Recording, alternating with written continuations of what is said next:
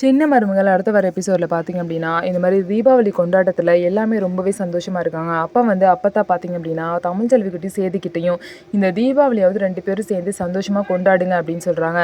உடனே வேலு பார்த்தீங்க அப்படின்னா, இது வந்து நான் என்ன முடிவு பண்ணுறது அப்படின்னு சொல்லிட்டு யோசிச்சுட்டு இருக்காங்க. உடனே ராஜாங்க வந்து இதில் வேலு என்ன முடிவு பண்ணுறனோ அதுதான் அப்படின்னு சொல்லிடுறனால, எனக்கு வந்து எல்லாரு கூடயும் சேர்ந்து தீபாவளி கொண்டாட சம்மதம் அப்படின்னு சொல்லிட்டு வேலு சொல்லிடுவார்.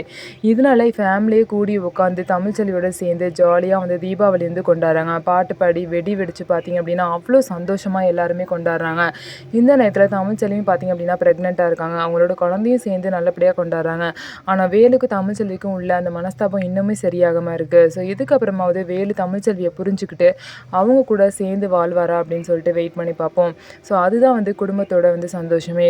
சேதுபதியும் தமிழ்ச்செல்வியும் பார்த்தீங்கன்னா 2 பேரும் ஒன்றா லவ் பண்ணி தான் கல்யாணம் பண்ணிக்கிட்டாங்க. அப்படி இருக்கும்போது வந்து கொஞ்சம் கூட புரிஞ்சுக்காம சேதுபதி வந்து தமிழ்ச்செல்வியை ஒதுக்கி வச்சுருக்காங்க. தமிழ்ச்செல்வியை பற்றி உண்மையை வந்து சேதுபதி எப்போ புரிஞ்சுக்கிறாங்களோ அப்போ தான் அவங்க கூட சேர்ந்து வாழ்வாங்க. ஸோ என்ன நடக்க போகுதுன்னு சொல்லிட்டு வெயிட் பண்ணி பார்ப்போம். நம்ம வீடியோ உங்களுக்கு பிடிச்சிருந்தா நம்ம வீடியோவை லைக் பண்ணிக்கோங்க. மறக்காமல் நம்மளோட சேனலை சப்ஸ்கிரைப் பண்ணிவிட்டு பாருங்கள்.